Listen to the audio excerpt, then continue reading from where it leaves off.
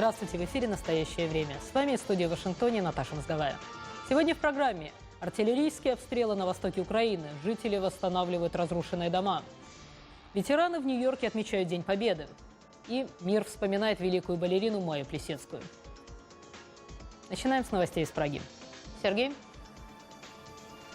Спасибо, Наташа. События дня в настоящем времени из Праги. Я Сергей Дорофеев. Здравствуйте. С востока Украины приходят новости, не имеющие ничего общего с соблюдением Минских мирных соглашений. Украинские военные сообщают, боевики непризнанной ДНР из запрещенных артиллерийских установок обстреливают село Широкино под Мариуполем. Ситуация ухудшилась сразу после отъезда наблюдателей миссии ОБСЕ. Боевики информацию об обстреле не подтверждают, сообщая, что если и открывают огонь, то ответный по противнику. Тем временем жители Донецка вынуждены вновь спускаться в подвалы и бомбоубежища. Судя по дырам в стенах домов, стрельба ведется из тяжелого вооружения, запрещенного Минской встречей. Екатерина Кочкина. Разрушенные стены, груды битого кирпича на лестницах, вместо окон зияющие дыры. Здесь и еще вчера жили люди. На одной из уцелевших стен объявление «Осторожно, внутри снаряд». Жильцы отходят от шока. Задрожало, у меня это самое, я сижу в ванной, все как это самое, вибрация такая, я думал, стены сейчас развалится. В результате обстрела пострадали 11 жилых домов. Сотрудники миссии ОБСЕ пытаются выяснить, откуда велся огонь, и расспрашивают жителей Киевского района Донецка о том, что произошло. 70-й с той стороны и через дорогу там у крышу попало. Снаряды попали и в местную школу. Многие кабинеты разрушены, по руинам ходят учителя и пытаются понять, как организовать дальнейшие занятия. Завтра у нас рабочий день, приходим, с учителями убираем и будем размышлять, где можно будет расселить детей, чтобы было дальнейшее образование, продолжение учебы. Жители Донецка только начали привыкать к относительно мирной жизни и боятся, что перемирие прекратится и обстрелы начнутся заново. Екатерина Кочкина, «Настоящее время». Очередное доказательство присутствия на Донбассе российской военной техники. Колонна грузовиков с артиллерийскими орудиями прошла по Донецку. Москва не раз заявляла, сепаратисты в Украине воюют своим оружием. Грузовики и гаубицы выглядят новыми. Вы сейчас эти кадры на своих экранах можете наблюдать. Откуда они у боевиков, неизвестно. Военторги, на которые раньше ссылался Владимир Путин, такого в своем ассортименте не имеют. Журналисты на войне. Антон Золотых подготовил цикл сюжетов о тех, кто едет в горячие точки за информацией, о тех, благодаря кому мы каждый день можем узнавать новости с войны.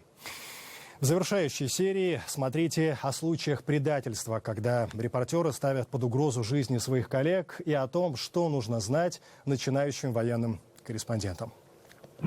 И это просто страшно. Как-то привыкли к тому, что в нас стреляют. Ты можешь либо сойти с ума. Секунды до разрыва. Почему ты всегда думаешь, а со мной это не случится?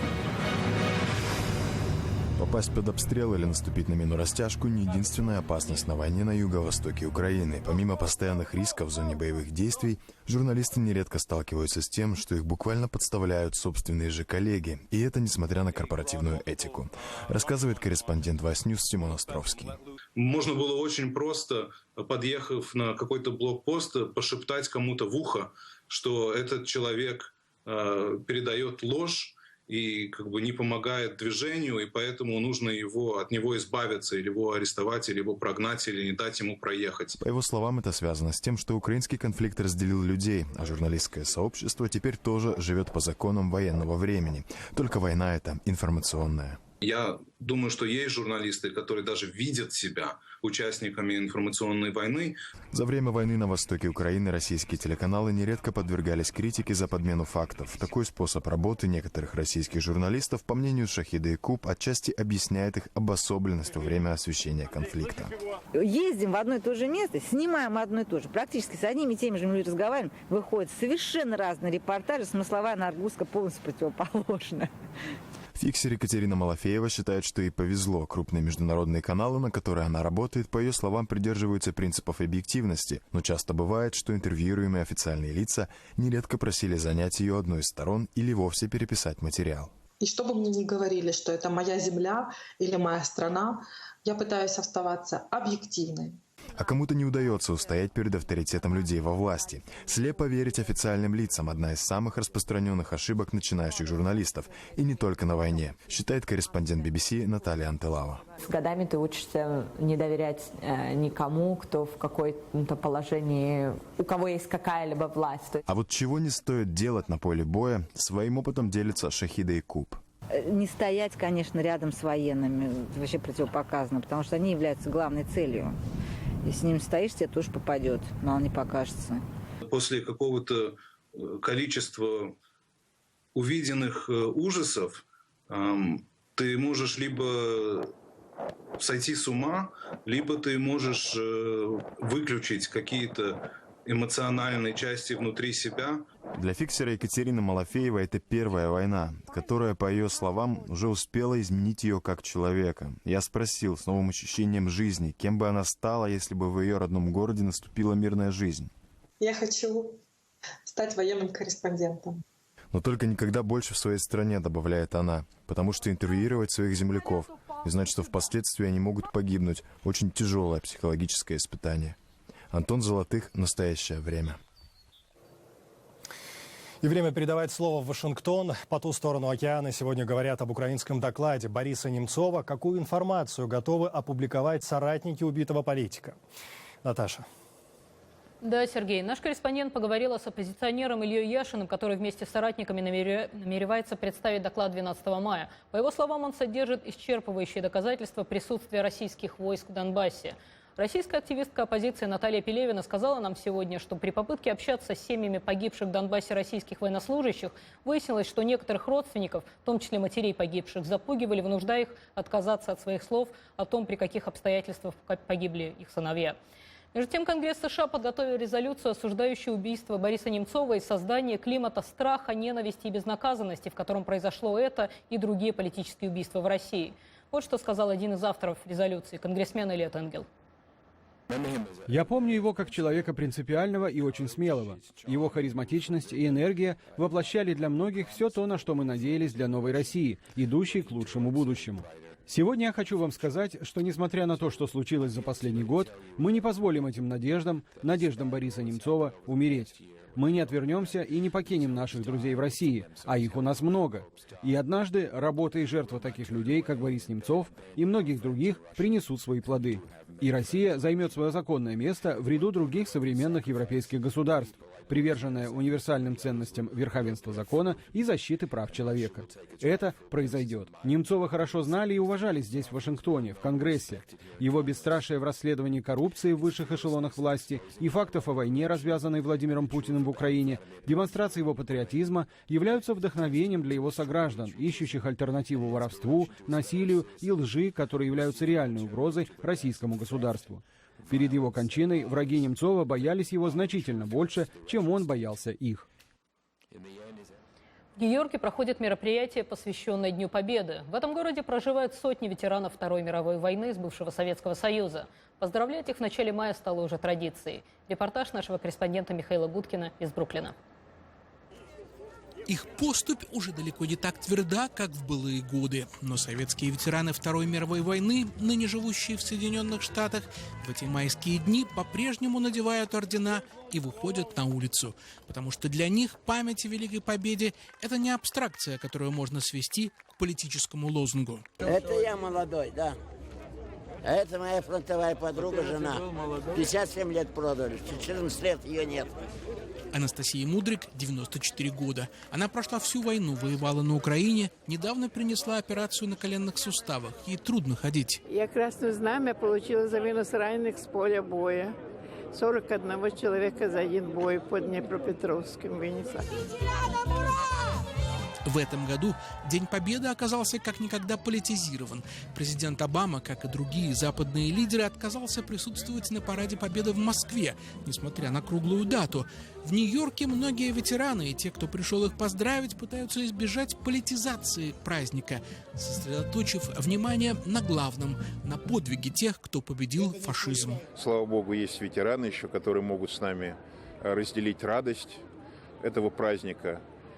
Я думаю, действительно, да, сегодня праздник отполитизируется в мире, но хорошо, что он не политизируется здесь, на Брайтоне, совершенно. И здесь члены наших семей, здесь ветераны, здесь люди, которые представляют эту общину. Правда, политизации избежать не удалось и здесь. Ветеранов Второй мировой войны пришли поздравить двое мужчин в камуфляжной форме с флагом никем не признанной Новороссии. Их появление здесь вызвало неоднозначную реакцию. Вам делать нечего. Для чего вы сюда приехали? Освободите Крым. Вы оккупировали его. Вы незаконно его взяли. Вы в Славянске, кто-то из вас был? Ты мне будешь говорить. Мужчина с флагом Новороссии назвался Сергеем, заявил, что он представляет исключительно самого себя и сообщил, что в прошлом году воевал на Донбассе на стороне ополченцев. При этом он сказал, что является гражданином США и поэтому спокойно относится к тому, что у людей могут быть разные мнения. Их мнение, я их не осуждаю, это их не дела. Вот, поэтому кто-то кричит там про Путина или еще что-нибудь. Я воевал и сражался не за Путина, и не за Порошенко, не дай бог, и не за кого, за народ, за землю. И я никогда не стрелял ни в детей, ни в женщин, не расстреливал ни дома, ни больницы. Ветераны Второй мировой свое уже отвоевали.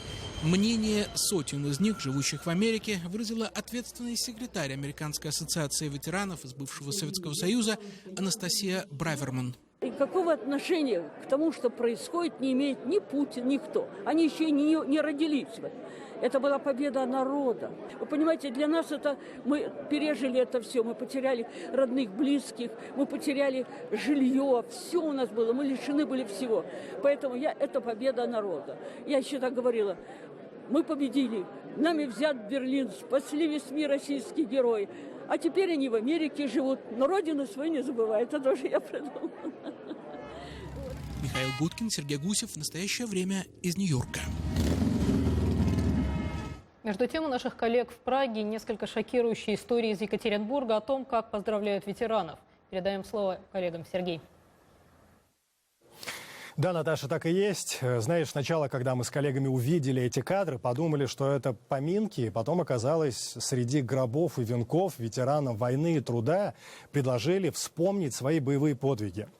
Поздравлять с 9 мая пожилых людей привезли в похоронное бюро, и это вместо обещанной соцработниками экскурсии по городу. Там же гостям пообещали скидку, когда тот самый час настанет. Вот о такой своеобразной заботе о ветеранах Екатерина Пономарева. Сначала кажется, что эти кадры сделаны на поминках. Но нет, среди гробов, крестов и венков вспоминают свои боевые подвиги ветераны войны и труда. В похоронный дом пожилых людей привезли поздравить с 9 мая. Вместо обещанной им соцработниками экскурсии по городу. На столе вполне себе поминальный набор. Бутылка коньяка, печенье и конфеты. Стоят венки сзади, стоят эти самые памятники там. И цветы кругом. Цветы можно было покупать там у них. Евгения Михайловна за свои 82 года с таким цинизмом столкнулась впервые. Без порции корвалола говорить на эту тему не может. Старики траурным приемом были обескуражены. Но с окраины города из похоронного дома сбежать не могли. Только уехать на автобусе организаторов похоронного тура. И прежде чем их отпустили, ветеранам провели рекламную акцию. Мол, скажите своим близким, когда вы умрете, звоните нам. Вот по этим телефонам. Вот и был подарок. Цветочек один. Это из бумажный, не живой. И вот такая московская Матрона. Старики пытались жаловаться в социальные службы, но безуспешно. Тогда ветераны принесли эти кадры журналистам. Общественный резонанс они вызвали колоссальный. Руководство похоронного дома от общения с журналистами отказывается, потому что после экскурсии для ветеранов им приходится теперь проводить экскурсии для работников Следственного комитета и прокуратуры. После всей этой истории деятельностью территориального агентства заинтересовались местные правоохранители. Известны истории, когда адреса умерших похоронщикам сдают полицейские и бригады скорой помощи по рации за определенную мзду. Видимо, работники ритуальной сферы решили работать на опережение, как ни страшно это звучит, с целевой аудиторией. И сейчас полицейские ищут все финансово заинтересованные звенья цепи, которая организовала похоронные туры на 9 мая. И большая вина те, которые организовали экскурсию по городу. Они-то что думают? А почему здесь не подумать, значит, они имеют какую-то мзду от этого похоронного бюро? А нет ли здесь сговора? Переплюнуть похоронщиков, похоже, решили работники сферы сексуальной. Местный секс-шоп разместил у себя на ценниках на всю продукцию Орден Победы. Ветеранам обещали большие скидки. Есть мораль какая-то определенная. Но нельзя презервативы заворачивать, извините, в георгиевскую ленту. Наверное, во времена царизма этого бы никто не простил. По этому факту правоохранители тоже начали проверку. Вот только в обоих случаях неясно, как квалифицировать дела. Статьи за безнравственные поздравления с Днем Победы в российском законодательстве пока еще нет. Екатерина Пономарева для «Настоящего времени». Ночные волки хирурга Залдостанова оказались нежеланными гостями в Санкт-Петербурге. Большинство местных байкеров выступило против участия московских коллег в традиционном открытии мотосезона в своем городе. Многие петербуржцы при этом уверены, антиукраинские лозунги и флаги так называемой непризнанной ДНР неуместны там, где сильны либеральные традиции. Активистка гражданского движения «Свободная Ингрия» Инна Демидова в этом году отказалась ехать на традиционное открытие мотосезона петербургских байкеров. Вместе с ней от участия в торжественной церемонии на Дворцовой площади отказались сотни мотоциклистов. Мы в нашем городе хотим видеть в первую очередь во главе колонны жителя нашего города. И традиционно мы хотим праздника, мы не хотим никакой политики. Накануне мотосовет Петербурга, возмущенный намерением Залдостанова превратить сугубо мирную акцию в политический демарш, организовал голосование в интернете. Большинство приняло решение открывать мотосезон без участия ночных волков. И все же Медному всаднику пришлось увидеть флаг так называемой Донецкой Народной Республики, развернутый ночными волками. Каждый думает по-своему, у каждого свои мотивы и политические.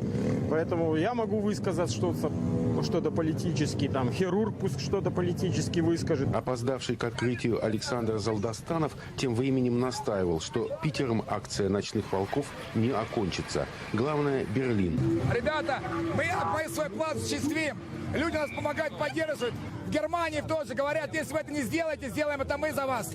В Петербурге атмосфера в байкерском сообществе изменилась. Те, кто за, собственно, хирурга и, в общем-то, и политику Путина, и за все это, и те, кто против. В Петербурге голосов против гораздо больше. Виктор Изунков, Ксения Аблес. Настоящее время. Санкт-Петербург. Другие темы. Кишинев вышел на улицы. Тысячи молдаван протестовали против коррупции во власти. В частности, люди требовали расследовать исчезновение около $1 миллиарда из 3 банков страны. По данным организаторов митинга, на площади собрались 40 тысяч человек. В связи с пропажей суммы, отмечу, эквивалентной 1/5 ВВП Молдовы, власти возбудили уголовные дела. Деньги исчезли прошлой осенью перед парламентскими выборами. Подозреваемых задержали, однако куда ушли деньги, полиция установить пока не может. Александр Лукашенко объявил, у Беларуси с Западом наметилось потепление в отношениях. На встрече с министром по вопросам Европы, интеграции иностранных дел Австрии Себастьяном Курцем Лукашенко заявил, у меня цитата агентства «Белта». Мы хотели бы, чтобы ваша страна, да и Запад в целом, все-таки поближе, посмотрев на Беларусь, предприняли ряд шагов в правильном направлении. Ваш приезд – хороший знак. Нынешнее заявление прозвучало после обращения к народу и парламенту, сделанного на прошлой неделе, где Лукашенко ясно дал понять, никакого крена на Запад нет, Беларусь – это русский мир. В настоящее время продолжаем. Далее у нас эфир из Вашингтона. В США очередной инцидент, связанный с религиозными карикатурами. Наташа, ждем от вас подробностей. Да, Сергей, накануне 2 вооруженных мужчин обстреляли здание выставочного центра в городе Гарленд, в штате Техас, где проходил конкурс и выставка карикатур на пророка Мухаммеда. Нападавшие ранили охранника центра и были убиты ответным огнем полицейских. На момент подготовки нашей программы к эфиру ответственность за это нападение не взяла ни одна террористическая группировка, но по сообщениям в американских СМИ со ссылкой на источники в правоохранительных органах, один из подозреваемых, житель Феникса Элтон Симпсон, которого в прошлом арестовывали по подозрению в связях с террористами в Сомали. В Балтиморе между тем отменили комендантский час, но за минувшие выходные там и в ряде других городов США прошли мирные демонстрации протеста против действий полицейских, вызванных смертью 25-летнего Фредди Грея. Расследование показало, что Грей получил серьезную критическую травму шеи во время транспортировки в полицейском фургоне 12 апреля. Различные обвинения выдвинуты против 6 сотрудников полиции. Могут ли решить проблему превышения полицейскими полномочий нательные камеры? О плюсах и минусах этой практики репортаж нашего корреспондента из Техаса, где местные власти уже санкционировали их использование. Вальтер Скотт получил 8 пуль в спину, пытаясь скрыться от полицейского, который позже назвал свои действия самозащитой. Видеозапись, сделанная случайным прохожим, стала ключевым моментом. После ее просмотра офицеру Майклу Следжеру было предъявлено обвинение в убийстве, говорит конгрессмен Эммануэль Кливер. У меня внутри все переворачивается, когда я сталкиваюсь с подобными случаями гибели безоружных афроамериканцев. Этот случай, произошедший спустя всего несколько месяцев после смерти Майкла Брауна в городе Фергюсон, возобновил споры о расовых предрассудках представителей правоохранительных органов. Белый дом использовал случай в Южной Каролине, чтобы выступить в поддержку более широкого применения нательных видеорегистраторов. По словам пресс-секретаря Белого дома Джоша Эрнеста, они могут существенно снизить число столкновений между полицией и подозреваемыми. Есть данные, свидетельствующие о взаимной связи ношения нательных видеорегистраторов и уменьшением случаев насилия. Вероятность того, что полицейский, на форме которого закреплена видеокамера, вступит в конфликт с применением оружия, значительно снижается. Конгрессмен с этим согласен, поэтому и предложил законопроект, который предусматривает предоставление правоохранительным органам финансовых средств на покупку необходимого оборудования. Нужно выяснить, как это изменит ситуацию. Если бы у них висела видеокамера на лацкане, которая еще и писала бы звук, это могло бы изменить все. Никто не хочет, чтобы его действия записывались на камеру, как никто не хочет, чтобы другие увидели, как ты нарушаешь правила, причиняешь вред, дав клятву защищать. Стив Тутли из компании Taser, одного из крупнейших поставщиков нательных видеорегистраторов США, дал интервью «Голосу Америки». Хорошая новость заключается в том, что камеры регистрируют происходящее с точки зрения полицейского. Конечно, не все попадет в кадр, это не панацея от наших проблем. Но если речь идет о видеорегистрации ценных улик, дело обстоит иначе. Конгрессмен Кливер говорит, что видеокамера – это лишь часть решения проблемы. Он хочет видеть более активное обсуждение этого вопроса в американском обществе и призывает граждан к дискуссии в социальных сетях. Давайте разговаривать. Хэштег Let's Talk. Я считаю, что нам нужно поговорить. И тема экономики. Совершенно неожиданным для экономистов стало на минувшей неделе сообщение администрации США о том, что в первом квартале года рост американской экономики почти остановился. Прирост валового внутреннего продукта страны в пересчете на год был равен всего 0,2%. Это сообщение немедленно вызвало обвал курса доллара на валютной бирже. Тему продолжит Вадим Оленичев. Рост экономики США всего на 0,2%, зафиксированный в первом квартале года, оказался в 5 раз меньше, чем предсказывали эксперты. Для сравнения, в предыдущем квартале ВВП страны вырос на 2,2%. Аналитики считают, что в этих цифрах еще нет повода для паники. Одна причина в том, что первый квартал является наиболее слабым, так как потребительская активность после сезона распродаж традиционно падает. Другая причина – курс доллара по отношению к евро в апреле держался на наивысшей отметке за последние 12 месяцев. В связи с этим стоимость американских товаров за рубежом неуклонно росла, и объемы экспорта начали падать. Все это вызвало замедление экономического развития. Нервозность ощущается и на валютно-фондовом рынке. Только в течение среды, 29 апреля, курс доллара относительно европейской валюты упал сразу на 2% и достиг самой низкой отметки с начала марта – $1,11 за 1 евро. За всю же минувшую неделю доллар потерял около 6% стоимости относительно к евро.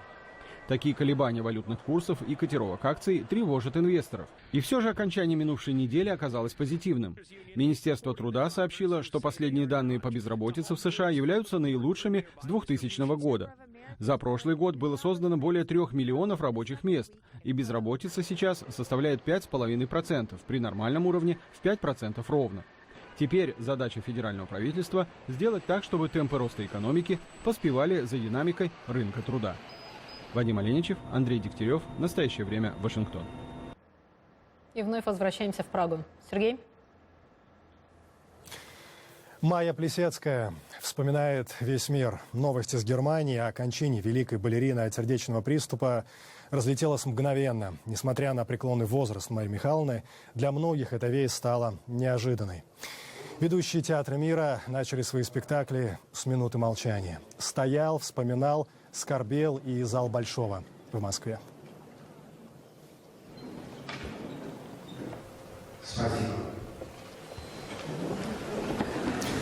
Майя Плесецкая. Жизнь великой балерины. Вехи и цитаты.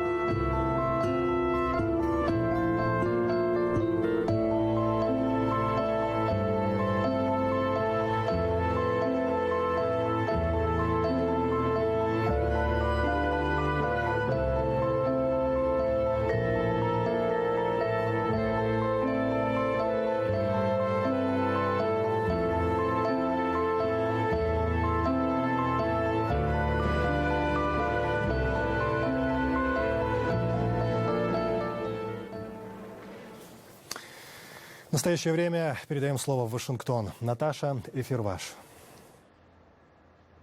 В рамках прошедшего в Нью-Йорке кинофестиваля «Трайбека» состоялась американская премьера новой ленты живых классиков итальянского кинематографа Витторио и Паоло Тавиани «Чудесный Боккаччо». В этой работе братья Тавиани обратились к знаменитому Декамерону. Наш нью-йоркский корреспондент Михаил Гудкин побеседовал с Паоло Тавиани о новом фильме и его долгой жизни в искусстве. В середине XIV века во Флоренции свирепствует чума. Спасаясь от эпидемии, несколько молодых мужчин и женщин уезжают на загородную виллу. Там они коротают время, рассказывая друг другу интересные истории, большинство которых о любви. Для своего чудесного Боккаччо мастера итальянского кинематографа Витторио и Паоло Тавиани выбрали 6 историй из 100, рассказанных в Декамероне. По словам Паоло Тавиани, обратиться к средневековой классике Джованни Боккаччо их заставила безрадостная современная действительность. Нас очень тревожит то, что мы видим вокруг нас сегодня. Терроризм исламского государства, ужас того, что происходит в Африке. Также и в Италии. Высокий уровень безработицы, особенно среди молодежи. Многие люди страдают. У нас с Витторио возникло сравнение с чумой, которая окружает нас. По мнению режиссеров, чума сегодня – это эпидемия тотального разочарования, захлестнувшая мир. Для братьев Тавиани ключевым является не сам побег героев Декамерона и захваченной чумой Флоренции, а то, что они рассказывают друг другу истории. Иными словами, это попытка избежать смерти с помощью искусства. То же самое можно сказать и о самих братьях Тавиани, снявших за последние 60 лет более 20 фильмов. В 1946 году мы с Витторио, ему было тогда 18 лет, а мне 16, увидели картину Роберто Росселлини «Земляк». Это фильм о войне, о той войне, которую мы тогда только что пережили. Это был поворотный момент в нашей жизни. Тогда мы решили посвятить свою жизнь кинематографу. Наша жизнь не была легкой. Нам приходилось бороться, но нам всегда придавала силу уверенность в том, что правда, рассказанная в кино, может помочь человечеству. Персонажи братьев Тавиани зачастую просты до банальности, но в мифологизированном пространстве, которое создают режиссеры, они возвышаются до уровня архетипов. Паоло Тавиани 85 лет, его брат Витторио на 2 года старше. На вопрос о том, есть ли у них силы продолжать творческую работу, Паоло сослался на португальского режиссера Мануэла де Оливейру. Мы поставили себе целью побить рекорд португальского режиссера Мануэла де Оливейры, который в этом году умер на 107-м году жизни, а за год до своей смерти сделал свой последний прекрасный фильм. Будем надеяться, что братьям Тавиани удастся побить рекорд португальского долгожителя. Михаил Гудкин, Сергей Гусев. Настоящее время из Нью-Йорка.